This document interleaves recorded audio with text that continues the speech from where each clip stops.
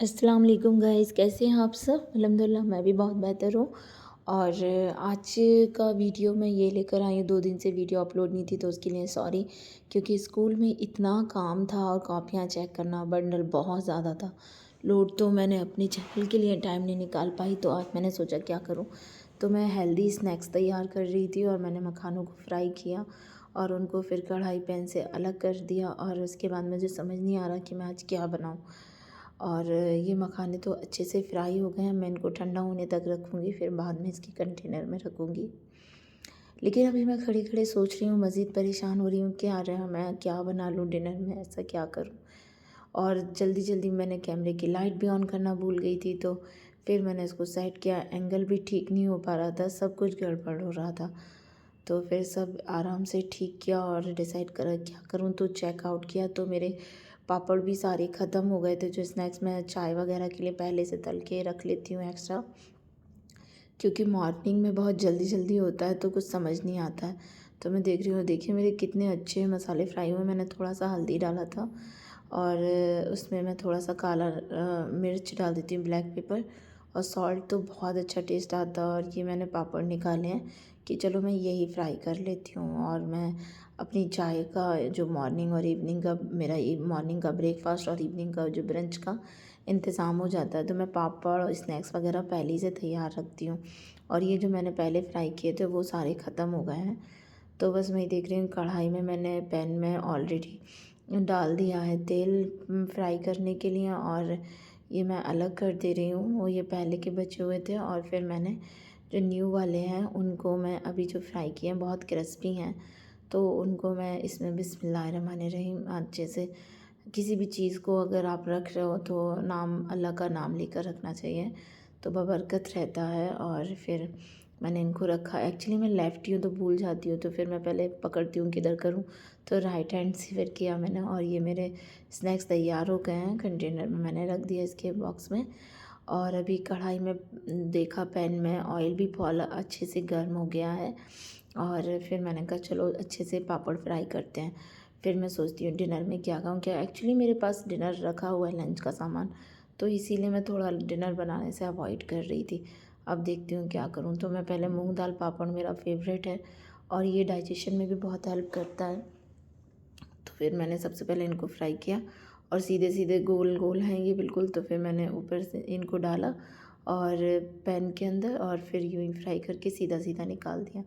और फिर उसके बाद देखिए सारे पापड़ वन बाय वन करके मैं इस तरह से फ्राई कर लूँगी। और ये सारे मेरे साबूदाने के पापड़ मैंने, सॉरी, लज्जत पापड़, मूँग दाल पापड़ फ्राई हो गए हैं। और अब मैं ये वाली गोल वाली चक्री वाले पापड़, और ये लहसुन है, देखिए पनीर लहसुन है, ये पनीर वाले पापड़, ये हार्ट शेप्ड है। ये पनीर का पापड़ सीप जैसा हो जाता है फ्राई करने पे। ये घर के आलू के चिप्स हैं। ऑलमोस्ट सारे पापड़ों को बन बन करके सारे फ्राई कर लूँगी।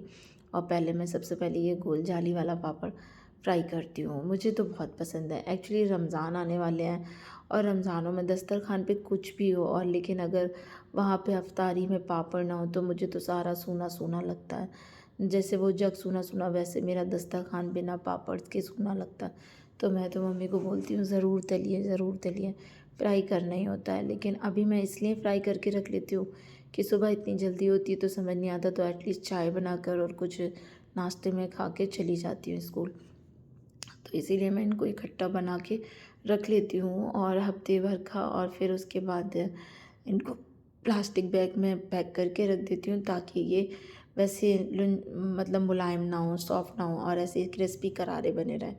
और अब मैं लहसुन डाल रही हूँ पैन में, और देखिए लहसुन की गार्लिक की जैसे पूरी वो एक लहसुन की गाँठ होती है ना, बिल्कुल वैसी वैसी ही ये हो बने हैं। अब ये अच्छे से फ्राई हो जाए, उस तरह से होता है कि नहीं देखती हूँ। और पता नहीं पैन दिखाई दे रहा है कैमरे से एंगल, लेकिन ये माशाल्लाह बहुत अच्छे फ्राई हो गए। मैं अभी आप लोगों को दिखा रही हूँ, और इन्होंने ज़्यादा ऑयल भी एब्सॉर्ब नहीं किया है।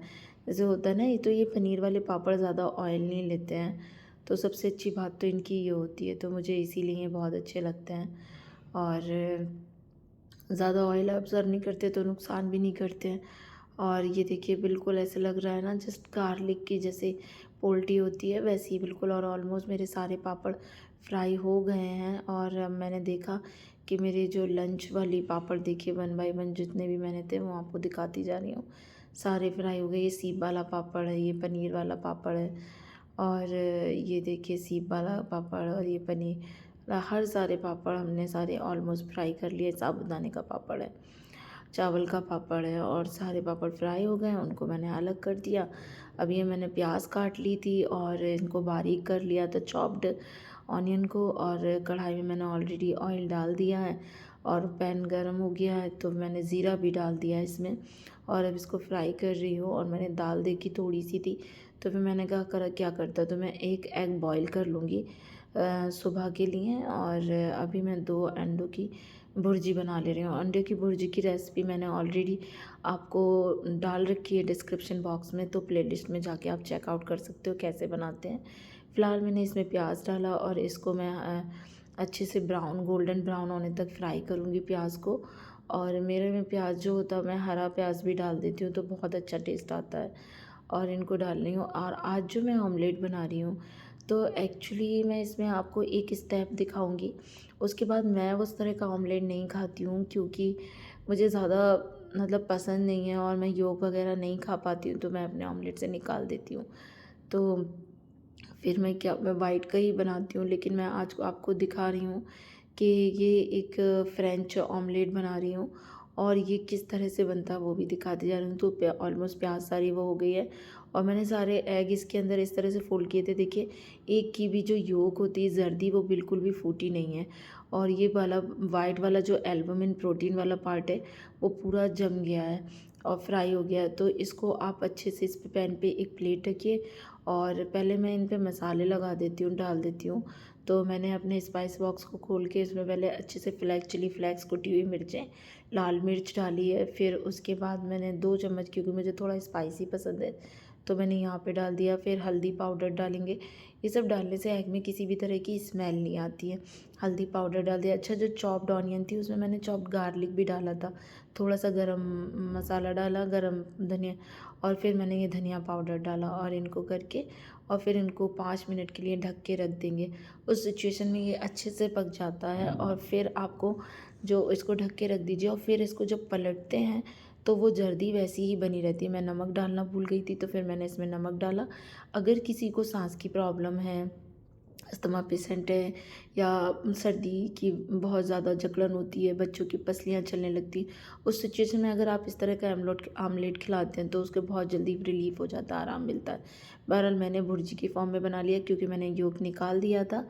और फिर ये मैंने सारे पापड़ और मेरा डिनर हो गया। ये मेरी काली वाली दाल है, ये सॉस रखा हुआ है और मैं बस अपना डिनर तैयार कर चुकी हूँ।